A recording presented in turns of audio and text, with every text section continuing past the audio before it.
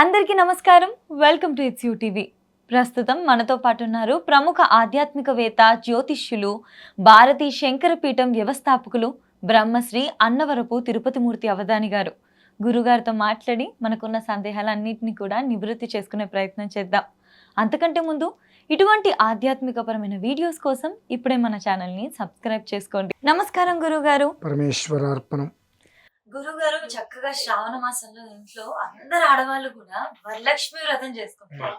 ఎంత ఇష్టంగా చేసుకుంటారో, అసలు ఎప్పుడెప్పుడు వస్తుందా అన్నట్లుగా. అసలు వరలక్ష్మి వ్రతం ఎందుకు చేసుకోవాలి, ఎందుకు చేసుకుంటారు, దాని యొక్క విశిష్టత ఏంటి, చేసుకోవడం వల్ల ఎటువంటి ఫలితాలు కలుగుతాయి? లక్ష్మీం క్షీరసముద్రరాజతనయాం శ్రీరంగధామేశ్వరీం దాసీభూత సమస్తదేవవనితాం లోకైకదీపాంకురాం శ్రీమన్మందకటాక్షలబ్ధ విభవద్ బ్రహ్మేంద్ర గంగాధరాం త్వాం త్రైలోక్య కుటుంబినీం సరసిజాం వందే ముకుంద ప్రియాం శుద్ధలక్ష్మీర్మోక్షలక్ష్మీ జయలక్ష్మీ సరస్వతి శ్రీర్లక్ష్మీర్వరలక్ష్మీశ్చ ప్రసన్నా మమ సర్వదా అంటారు. వరలక్ష్మి అనేటువంటిది శుద్ధలక్ష్మీర్ మోక్షలక్ష్మీర్ జయలక్ష్మీ సరస్వతి శ్రీలక్ష్మీర్ వరలక్ష్మి ఇచ్చినప్పుడు 6వ అమ్మవారిగా వచ్చింది. 6 అనేటువంటిది మన జీవితానికి చాలా ప్రమాదకరం. ఆ ప్రమాదకరమైనటువంటిది ఏదైతే ఉన్నదో వాటి నుండి పూర్తిగా మనల్ని బయటపడేయడం కోసమే అమ్మవారు వచ్చింది. వరలక్ష్మి అంటే వరాలు ఇచ్చేటువంటిది. 6వ స్థానంలో ఎందుకు వచ్చింది అంటే మనిషిలో అరిషడ్వర్గాలు అనేటువంటివి ఉంటాయి. ఈ అరిషడ్వర్గాలు అనేటువంటిది మనిషి జీవితాన్ని దహించి వేస్తాయి. ప్రధానంగా మనకు 3 అక్షరాలు ఒకటి ఈ జి ఓ ఆ 3 అక్షరాలని వదిలేస్తే 4 అక్షరాలు కలిసి వస్తాయి. ఏంటంటే అది ఎల్ ఓ వి ఈ లవ్ అనేటువంటిది అక్కడ బాండింగ్ ఏర్పడుతుంది. ఆ లవ్ ఎప్పుడైతే వస్తుందో రిలేషన్ అనేటువంటి 10 అక్షరాలు ఆ మనిషిని తీసుకొని వస్తుంది. ఈ దూరం చేసేది ఈగో అనేటువంటి 3 అక్షరాలు. ఆ 3 అక్షరాలని దూరం చేసుకోగలగాలి. ఆ దూరం చేసుకోవాలి అంటే దానికి చాలా అంత తేలిగ్గా అవ్వదు. అంటే ఈ వరలక్ష్మి అమ్మవారి యొక్క వ్రతం అనేటువంటిది ఏ కారణం చేత మనం చేస్తున్నాము చెయ్యాలి అంటే మనలో ఉన్నటువంటిది ఏదైతే కనుక అహం అనేటువంటిది ఉందో అది వదిలేసి చెయ్యాలి. అది వదలకుండా చేస్తే ఎలాంటి ప్రయోజనము శూన్యం. అందులో ఏం చెప్పబడింది? మట్టి కలశం లేదా రాగిది లేదా ఇత్తడి వెండి బంగారం అవి పైన. అక్కడ కలశం అనేటువంటిది మనం ఇప్పుడు ఏం చేస్తున్నాము? వెండి కలశము బంగారపు కలశము గొప్పతనంగా పెడుతున్నాం. ప్రధానంగా అక్కడ ఏం చెప్పబడింది? మట్టి కలశము అని చెప్పబడింది. మట్టి అనంటే ఈ బంగారం కానీ ఇవన్నీ కూడా పంచలోహాలు ధాతువులు ఇవన్నీ కూడా భూమిలోంచేగా వచ్చేది. భూమి పైన మనం చూస్తున్నటువంటి ప్రతి ఒక్కటి భూమిలోంచేగా వచ్చేది. అన్నిటికీ ఆ భూమిలో ఉండేటువంటి సారమే మట్టి. భూమి అంటేనే మట్టి. ఆ మట్టితోటి చేసినటువంటి మృణ్మయ కలశం అదే హిరణ్య కలశము అని అంటారు. ఆ కలశాన్ని పెట్టమని ముందే చెప్పారుగా. కానీ మనం ఏం చేస్తున్నాము? మన గొప్పతనాన్ని ప్రదర్శన చేయాలని చెప్పి అదే వదలాలి. అక్కడ నాకెంత ఉంది, నీకు ఎంత ఉంది, ఎవరిచ్చారు నీకు ఎంతున్నా నువ్వు మూలం మర్చిపోతున్నావుగా. ఆ మూలం మర్చిపోకుండా ఉండాలంటే ఆ మృణ్మయ కలశంతో అమ్మవారిని అర్చన చేయి. 2 హంగులు ఆర్భటాలు ఎందుకు? హంగులు ఆర్భటాలు రేపు ఉదయం మొత్తం తీసేస్తున్నావుగా. నువ్వు మనస్సు పెట్టలేకపోతున్నావుగా అక్కడ. నువ్వు ఇవన్నీ పెట్టద్దు. ప్రేమను పంచు అమ్మవారికి. భక్తి, అంధభక్తి మూఢభక్తి వద్దు. భక్తి చాలు. ప్రేమతో మనం ఇంట్లో ఒక కుక్క పిల్లని పెంచుకుంటే అది ఏం చేస్తుంది? మనం కనిపించకపోతే ఏం చేస్తుంది? అది కొయ్యి కొయ్యి ఇల్లంతా వెతుకుతూ ఉంటుంది. మనం కనిపించగానే ఎగురు దూకుతూ ఉంటుంది. అంటే ఒక జంతువు అది. దానికి మనం ప్రేమను పంచితే అది ఇస్తుంది, తిరిగి అదే ప్రేమను ఇస్తుందిగా.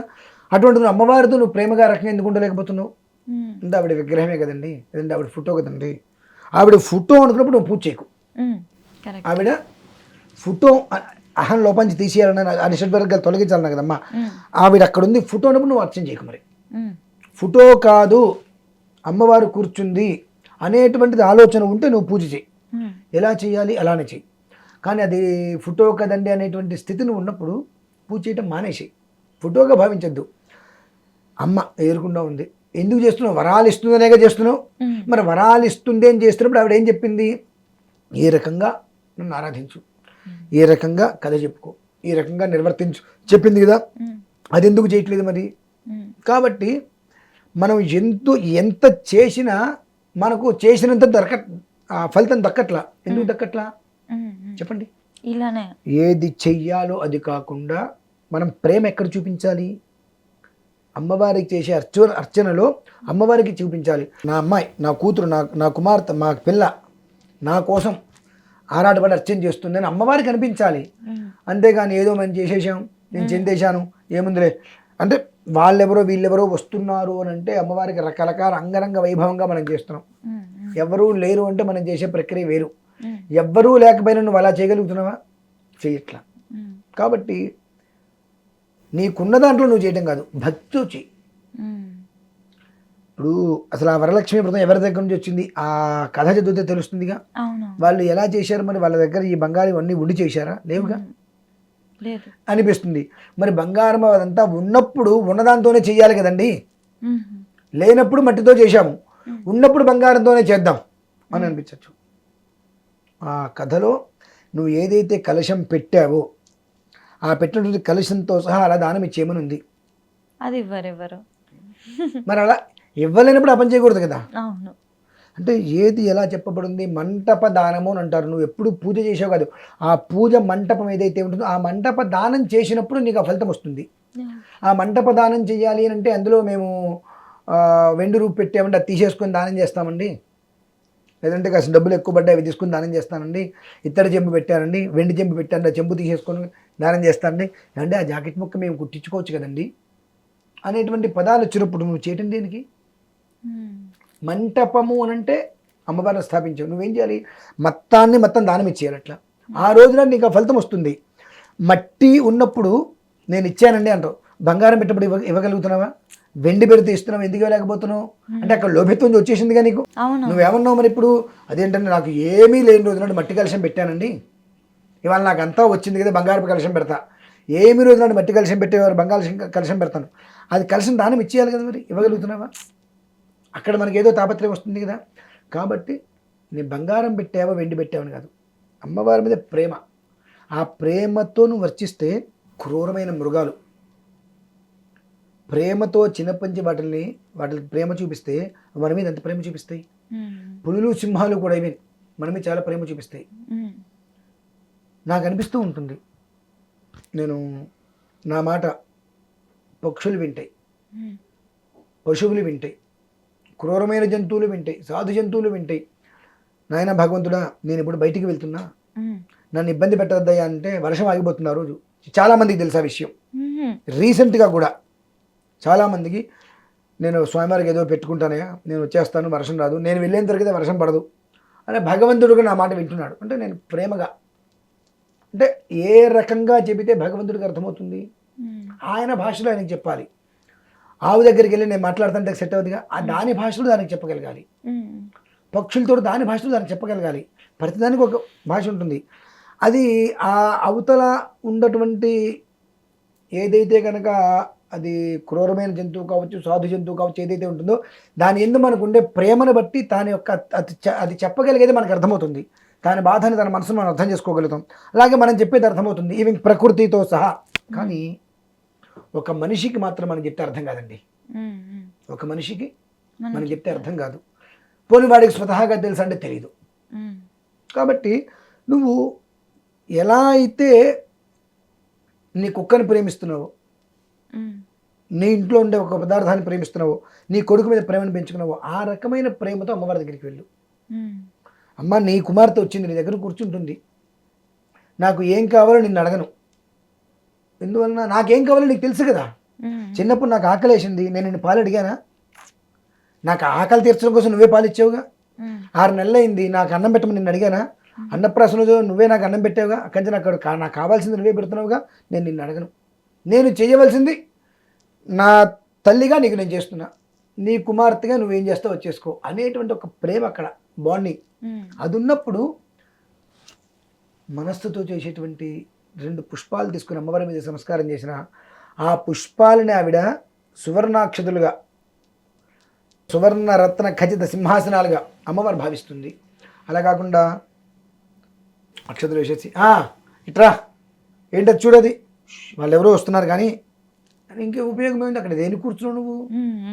ఇప్పుడు అమ్మవారిని ఆవాహయామి అని అమ్మవారిని ఆవాహన చేసాం, చేసి ఇట్రారా అని పిలిచాం. ఎవరిని పిలిచినట్లు?